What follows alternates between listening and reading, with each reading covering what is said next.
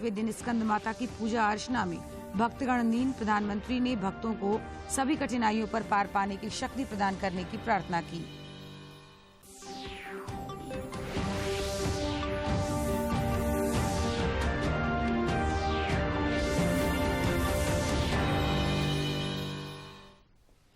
नमस्कार, देख रहे हैं खबरें झारखंड। आपके साथ मैं हूं जयलक्ष्मी कुमारी। सबसे पहले ये संदेश। देश भर में 18 वर्ष से अधिक आयु के सभी लोगों के लिए सरकारी केंद्रों में निःशुल्क टीकाकरण अभियान चलाया जा रहा है। दूरदर्शन आप लोगों से अपील करता है कि कोविड रोधी टीका जरूर लगवाएं। कोरोना महामारी के प्रति कोई भी लापरवाही न बरतें। जब तक आवश्यक न हो घर से बाहर न निकलें और इन आसान उपायों का पालन करें। मास्क लगाएं, 2 गज की सुरक्षित दूरी बनाए रखें, बार बार हाथ धोएं और चेहरा साफ रखें। कोविड से संबंधित जानकारी और मार्गदर्शन के लिए राष्ट्रीय हेल्पलाइन काम कर रही है। इनके नंबर हैं 011-2397-8046 और 1075। इसके अलावा राज्य हेल्पलाइन नंबर 104 डायल कर समस्या का त्वरित समाधान लिया जा सकता है। और अब खबरें विस्तार से। देश में पिछले 24 घंटे के दौरान कोरोना के 18,166 नए मामले सामने आए हैं, जबकि इससे अधिक 23,624 लोगों ने कोरोना को मात देकर जिंदगी की जंग जीती। देश में फिलहाल कोरोना संक्रमण के 2,30,971 मामले शेष हैं। अब तक कुल 3,32,71,915 कोरोना वीरों ने कोविड को शिकस्त दी है। इधर झारखंड में संक्रमण के मामले में 2 दिनों की तेजी के बाद फिर से इस खतरनाक वायरस की चाल मध्यम होती नजर आ रही है। राज्य में सैंपल जांच के दौरान सिर्फ 9 संक्रमितों की पुष्टि हुई, जिसमें रांची के 4 मरीज भी शामिल हैं। राज्य में फिलहाल कोरोना के 108 सक्रिय मामले शेष हैं, जबकि रिकवरी रेट 98.50% है। कोरोना से जारी जंग में टीकाकरण अभियान महत्वपूर्ण भूमिका निभा रही है। ताजा आंकड़े के मुताबिक अब तक देश भर में 94 करोड़ 70 लाख से अधिक टीकाकरण हुआ है।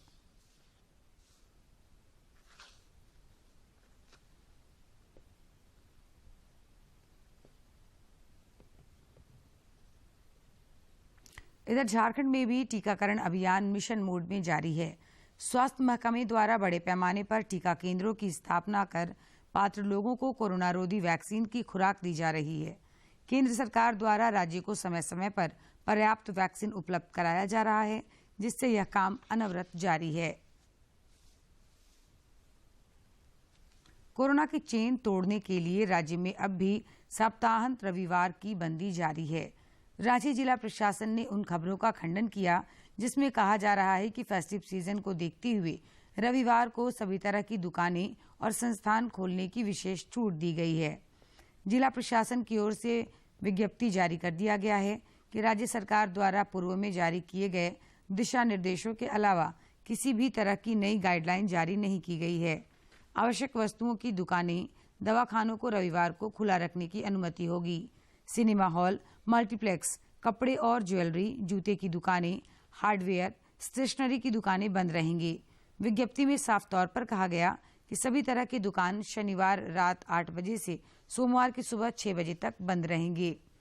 इधर केंद्रीय शिक्षा राज्य मंत्री अन्नपूर्णा देवी की मौजूदगी में कोडरमा के सतगावा प्रखंड सभागार में जनता दरबार का आयोजन हुआ, जिस दौरान केंद्रीय मंत्री ने नागरिकों से सीधा संवाद किया और अधिकारियों को तत्परता से समस्याओं के समाधान का निर्देश दिया। उन्होंने जन सामान्य से कृषि और पशुपालन समेत अन्य सरकारी योजनाओं का लाभ लेने की अपील की, ताकि लोगों को सुविधा हो सके। और सरकार की यही अपेक्षा भी है कि लोगों को लाभ पहुंचाया जा सके। अभी बताया जा रहा था मछली पालन के संबंध में कि 200 रुपया लगाइए, आप ट्रेनिंग कीजिए और उसके बाद किस तरह से आप अपना जीविकोपार्जन को बढ़ा सकते हैं। सब नौकरी की बात करते हैं, बहुत नौकरी हमें नहीं लगता है कि हर किसी को हो सकता है, लेकिन जब हमारे पास अगर जमीन है तो हम 4-5 आदमी को नौकरी दे जरूर सकते हैं। नौकरी देने वाला हम बन सकते हैं। भारतीय रेल द्वारा राज्य में लगातार रेल सेवाओं का विस्तार किया जा रहा है। इस सिलसिले में रेल मंत्री अश्विनी वैष्णव जामताड़ा रेलवे स्टेशन पर मौर्य एक्सप्रेस ट्रेन के ठहराव तथा बोधमा रेलवे क्रॉसिंग पर ऊपरी पुल का ऑनलाइन उद्घाटन किए। रेल मंत्री अश्विनी वैष्णव ने जामताड़ा रेलवे स्टेशन पर मौर्य एक्सप्रेस ट्रेन ठहराव और रेलवे ऊपरी पुल की ऑनलाइन सौगात देते हुए कहा कि इससे स्थानीय तथा आसपास के लोगों को काफी सुविधा होगी। पहला काम मौर्य एक्सप्रेस का ठहराव जामताड़ा स्टेशन पे हो रहा है, तो जामताड़ा के सभी भाइयों और बहनों को एक ये नई सुविधा मिल रही है, जिससे कि झारखंड, पश्चिम बंगाल, बिहार और उत्तर प्रदेश के करीब 50 स्टेशन के साथ आपको सीधी कनेक्टिविटी मिलेगी। इस कार्यक्रम के दौरान जामताड़ा रेलवे स्टेशन पर सांसद सुनील सोरेन, स्थानीय विधायक डॉक्टर इरफान अंसारी तथा डीआरएम आसनसोल भी उपस्थित थे। बहुत दिनों से मांग हो रही है कि जो है ट्रेन का ठहराव नहीं हो रहा है और उसी कड़ी में जो है आज हम लोगों ने हरी झंडी दिखाने का काम किया है। देखिए, मौर्य का जो सौगात मिला है, ये क्योंकि यहाँ की राजधानी रांची में है और यहाँ के लोगों को ज्यादा से ज्यादा तौर पे रांची जाना पड़ता है, जिसके लिए कि सिर्फ दुमका रांची और 1-2 ट्रेनें जो हैं वो सफिशिएंट नहीं। मौर्य एक्सप्रेस ट्रेन के ठहराव एवं बोधमा रेलवे क्रॉसिंग पर ऊपरी पुल के चालू हो जाने से जामताड़ा जिले वासियों में खुशी की लहर दौड़ गई। जब भी मैं रांची से आता था तो मुझे चितरंजन में वेट करना पड़ता था, लेकिन अब मुझे कभी भी वेट नहीं करना पड़ेगा और मैं सीधे अपने घर एकदम समय पर पहुंच जाऊंगा। मौर्य का स्टॉपेज होने से बहुत बड़ा सुविधा हुआ। इसके लिए रेल मंत्री जी को और हमारा भारत प्रधानमंत्री श्री मोदी जी को बहुत बहुत धन्यवाद। मौर्य के जामताड़ा में रुकने से सबसे बड़ी देन जो हम लोगों को प्राप्त हुई वो ये हुई कि मैं पहले रांची से आने के लिए हम लोगों के पास कोई भी ट्रेन नहीं थी। उसके लिए मैं रेल मंत्री जी को धन्यवाद देता हूँ। गौरतलब है कि बोधमा रेलवे फाटक पर ट्रेनों के गुजरने के समय वाहनों की लंबी कतारें लग जाती थी और वाहन चालकों को फाटक खुलने का इंतजार करना पड़ता था। जिला वासियों को अब यह सौगात मिलने से कतारों में समय काटने की मजबूरी से निजात मिलेगी। जामताड़ा से सुभाष प्रसाद सिंह की रिपोर्ट। त्योहारी सीजन में यात्रियों की भारी भीड़ को देखते हुए भारतीय रेल ने आज से 1500 विशेष रेलगाड़ियों का परिचालन शुरू किया है, जो आगामी 21 नवंबर तक चलती रहेगी। समाचारों का सिलसिला जारी रहेगा, लेकिन इस विराम के बाद।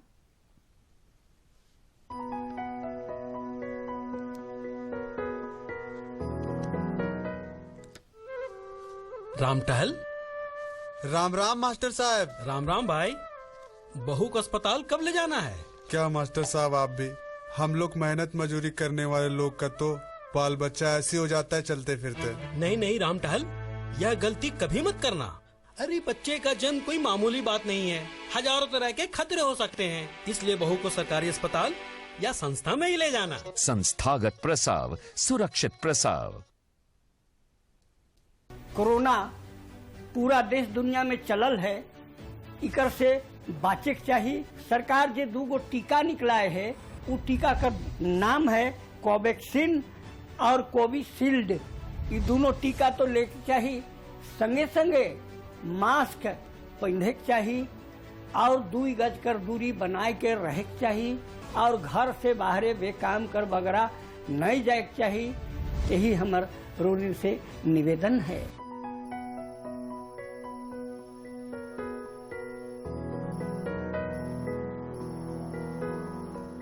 हरिया, तेरा छोटका एकदम कमजोर लग रहा है, ठीक से खाना वाना नहीं खिलाते क्या? अरे भाई, जो जुटता है सो तो खिला ही देते हैं। देख हरिया, बुरा मत मानना, तेरा बच्चा कुपोषित है। कुपोषित? हाँ, पर घबराने की बात नहीं है, बस तुम्हें आगे बढ़ के लाभ उठाना है। लाभ? हाँ, सरकार ऐसे बच्चों की पहचान करके उनका कुपोषण उपचार केंद्र में इलाज कराती है। सच? हाँ। कुपोषित रहे ना कोई बच्चा, एमटीसी का काम है अच्छा।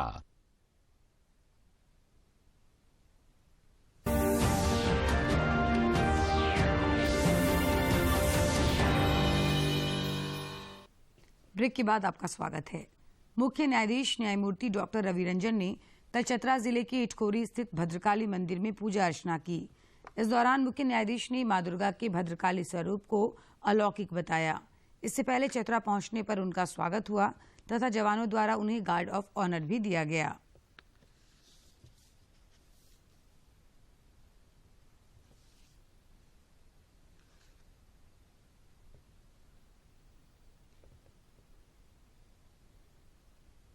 आजादी का अमृत महोत्सव के तहत रामगढ़ में ग्राहक जनसंपर्क अभियान का आयोजन हुआ, जिसके तहत केंद्र प्रायोजित योजनाओं के प्रति सुदूरवर्ती ग्रामीणों को जागरूक किया गया।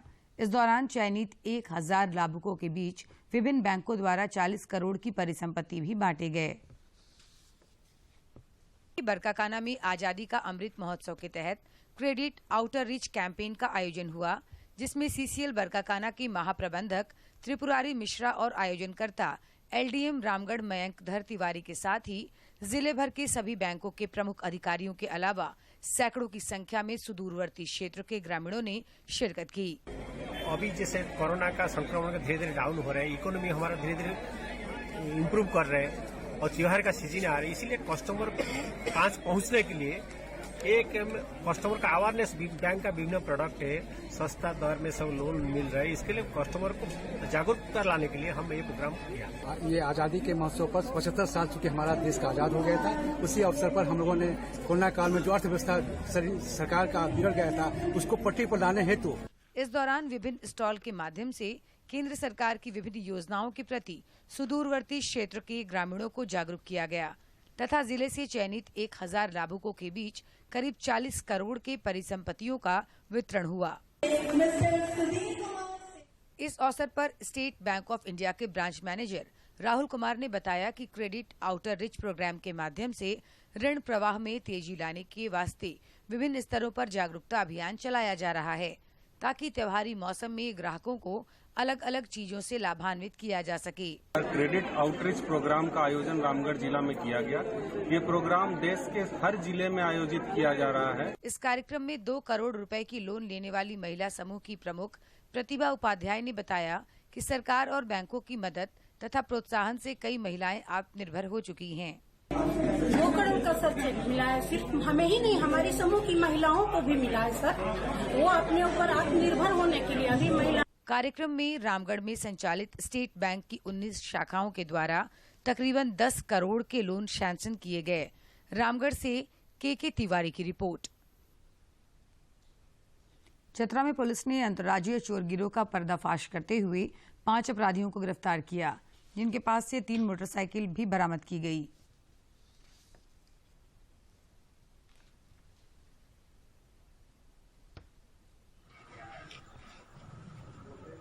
27/9/2021 को सदर अस्पताल चतरा से एक बाइक चोरी की घटना घटी थी, जिसमें हम लोगों ने कांड दर्ज करते हुए एक टीम बनाया था। टीम के द्वारा आसपास से सीसीटीवी फुटेज खंगाला गया।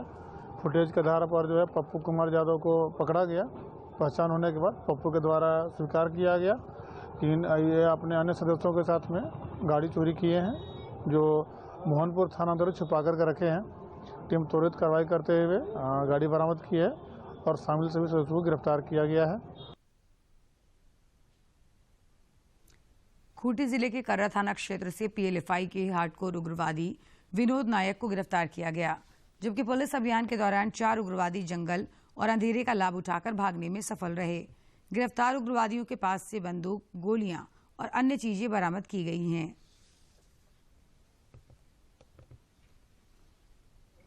अक्टूबर की रात्रि में एक सूचना प्राप्त हुई कि कई कांडों का वांछित एक पीएलएफआई उग्रवादी कर्रा थाना क्षेत्र के गुयू जंगल में भ्रमणशील है और अपने साथियों के साथ मिलकर किसी बड़ी घटना को अंजाम दे सकता है। उसके सत्यापन एवं आवश्यक कार्रवाई हेतु पुलिस अधीक्षक महोदय के निर्देशानुसार एक टीम का गठन किया गया और उस टीम ने त्वरित कार्रवाई करते हुए उस उग्रवादी और उसके साथ जो अन्य उनके सहयोगी थे उनको एक दुनाली बंदूक, देसी दुनाली बंदूक, गोली, पीएलएफआई का पर्चा, चंदा रसीद के साथ गिरफ्तार और निरुद्ध किया है। उसने शारदीय नवरात्र पर मां दुर्गे के विभिन्न स्वरूपों की आराधना की जा रही है। रांची के अलावा संथाल परगना समेत अन्य जिलों में दुर्गोत्सव की धूम है। आज भक्तों द्वारा नवरात्रि के 5वें दिन स्कंद माता की पूजा अर्चना की जा रही है। मां स्कंद माता की साधना से न सिर्फ संतान सुख बल्कि रोग मुक्ति का आशीर्वाद प्राप्त किया जा सकता है।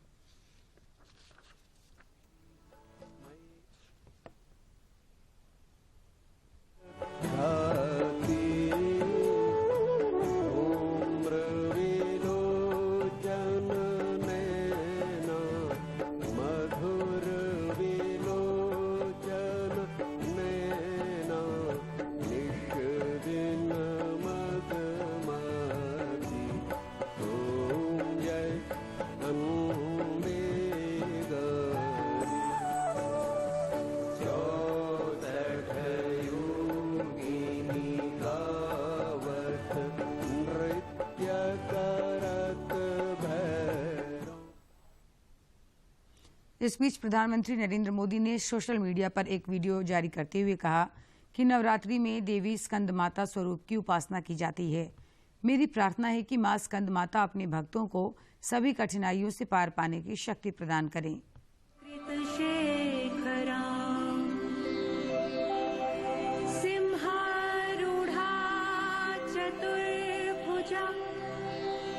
स्कंद माता यशस्विनी शिवा प्रभा समुज्ज्वला स्फुरत् शुभांग शेखरा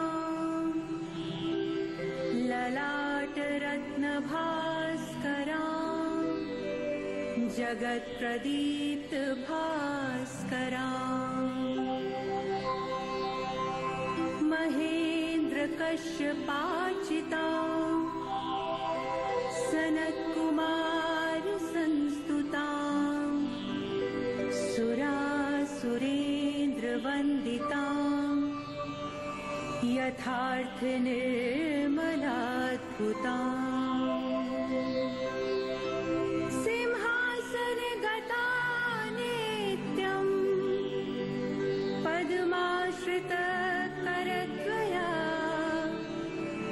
शुभदास्तु सदा देवी स्कंद माता यशस्विनी शुभदास्तु सदा देवी स्कंद माता यशस्विनी।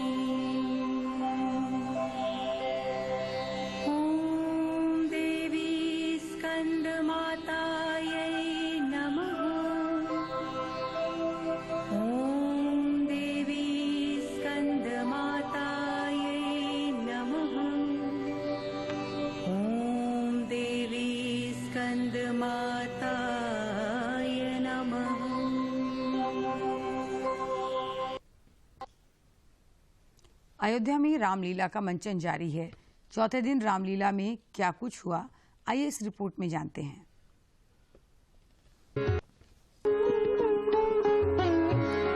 अयोध्या की रामलीला के चौथे दिन दशरथ द्वारा भगवान श्री राम के राज तिलक की घोषणा से अयोध्या के नर नारी हर्ष एवं उल्लास में डूब गए।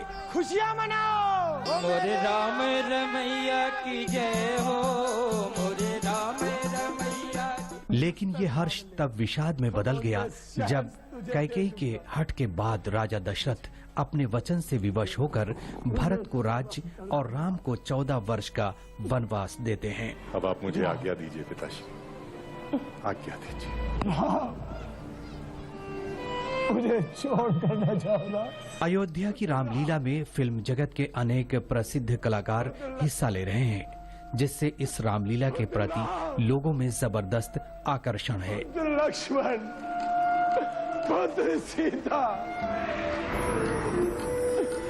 पुत्र राम, पुत्र राम। अयोध्या की रामलीला का दूसरा संस्करण 6 से 15 अक्टूबर तक चल रहा है। इसके अंदर रावण की भूमिका में आपको शाहबाज खान जी नजर आएंगे, अहिरावण की भूमिका में आपको शक्ति कपूर नजर आएंगे, रजा मुराद भी अन्य भूमिकाओं में नजर आएंगे। इसी के साथ आपको राहुल बुच्चर जी राम की भूमिका में नजर आएंगे, राकेश बेदी जी विभीषण की, और राकेश बेदी की जो बिटिया है रिधिमा बेदी वो भी अन्य भूमिकाओं में आपको नजर आएगी। इसी के साथ बिंदु दारा सिंह हर बार की तरह आपको इस बार भी हनुमान की भूमिका में देखने को मिलेगा। दूरदर्शन के माध्यम से अयोध्या की रामलीला का सजीव प्रसारण देख राम भक्त बेहद आनंदित हैं।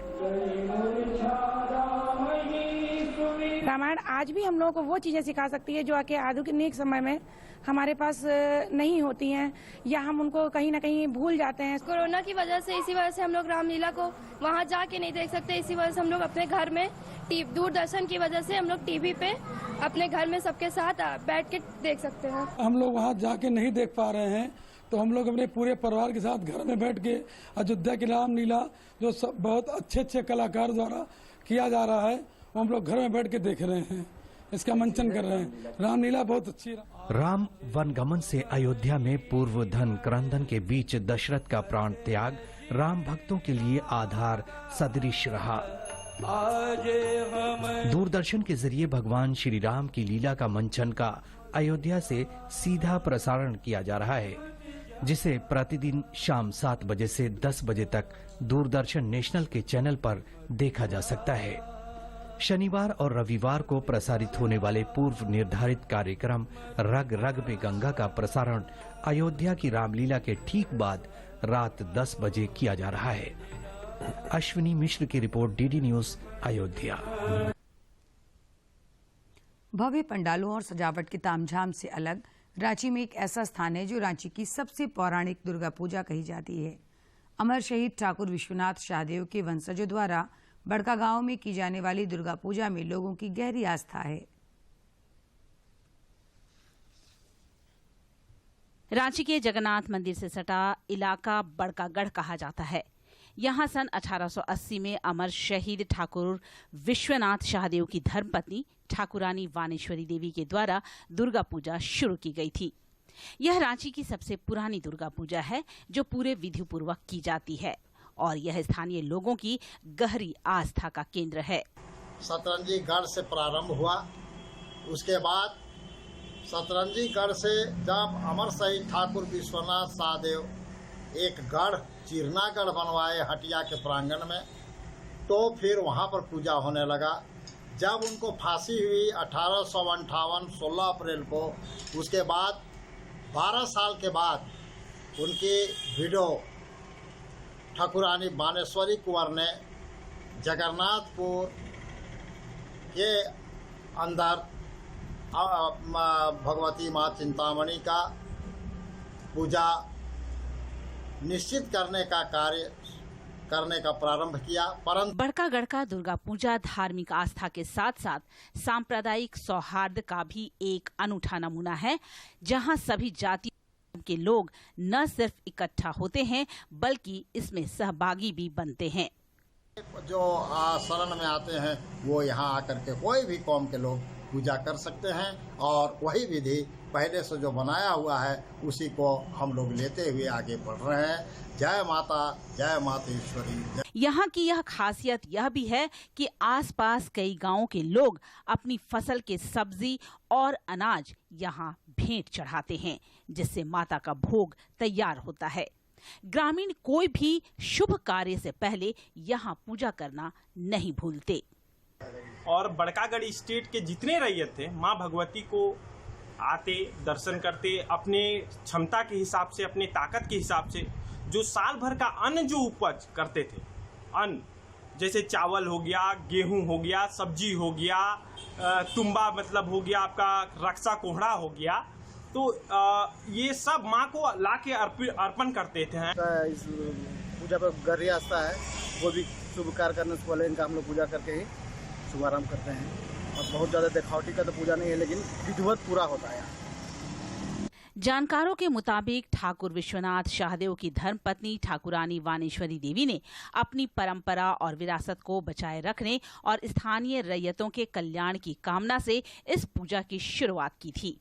ठाकुर विश्वनाथ शाहदेव के वंशजों और स्थानीय लोगों द्वारा 140 वर्षों से इस परंपरा का निर्वाह किया जा रहा है। अवधेश गौतम की रिपोर्ट। जमशेदपुर के जेआरडी टाटा स्पोर्ट्स कॉम्प्लेक्स में आयोजित NTPC senior national archery championship के अंतिम दिन मेजबान झारखंड ने 2 स्वर्ण पदकों पर कब्जा जमाया।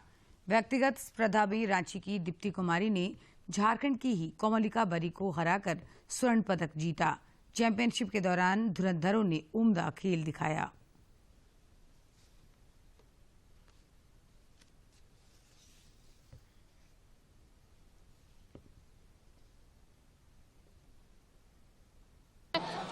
ओलंपिक राउंड में हम मेडल नहीं लिए हैं सर, लेकिन इस बार रिकर्व में हम सीनियर नेशनल में चैंपियन बने सर, बहुत अच्छा लग रहा है हमको।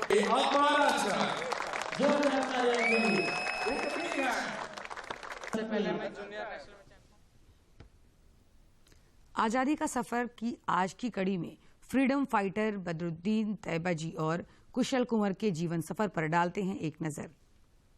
स्वतंत्रता सेनानी बदरुद्दीन तैयबजी की जयंती है। उनका जन्म 1844 में आज ही के दिन बम्बई में हुआ था। तैयब जी इंडियन नेशनल कांग्रेस के संस्थापक सदस्य थे। वो कांग्रेस के तीसरे अध्यक्ष थे।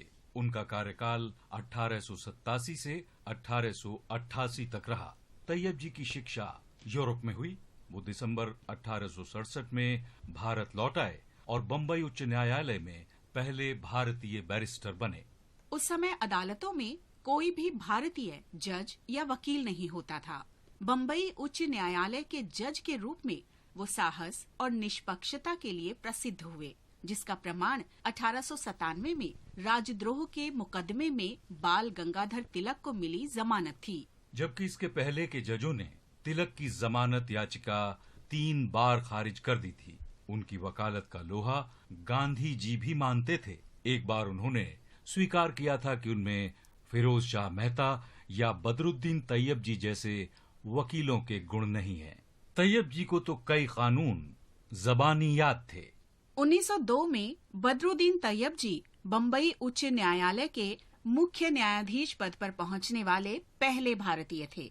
कहा जाता है कि तैयब जी ने तिरंगे की डिजाइन में भी भूमिका निभाई थी। इतिहासकार ट्रेवर रॉयल ने अपनी पुस्तक द लास्ट डेज ऑफ राज में लिखा है, मूल रूप से तिरंगे में उस चरखे का चित्र लगाया जाना था जिसका गांधी जी उपयोग करते थे, लेकिन वो पार्टी का चिन्ह था। तैयब जी ने सोचा कि इससे गलत संकेत जा सकता है।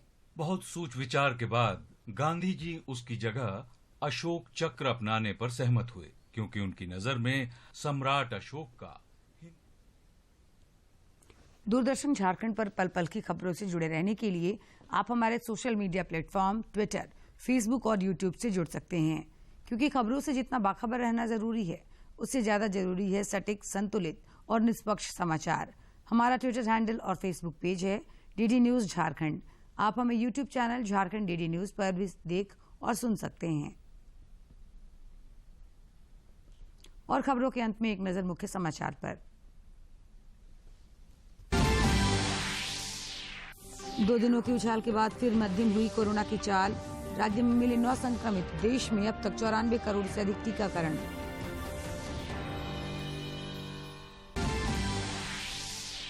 केंद्रीय मंत्री अन्नपूर्णा देवी ने कोडरमा में नागरिकों से किया संवाद।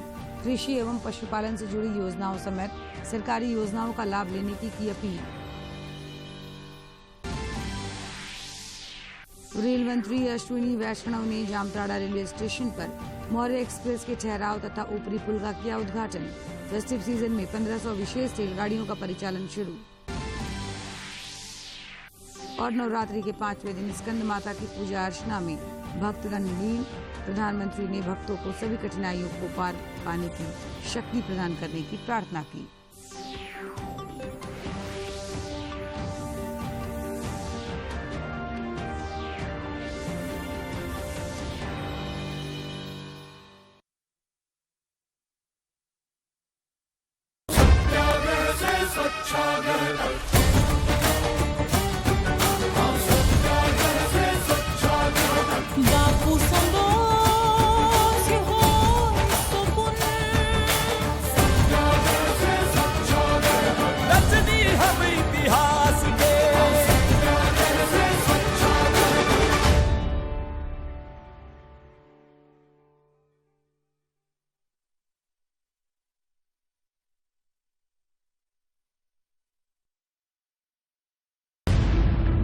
T20 वर्ल्ड कप के धुरंधर होंगे आमने सामने। दांव पर क्रिकेट के सबसे रोमांचक फॉर्मेट की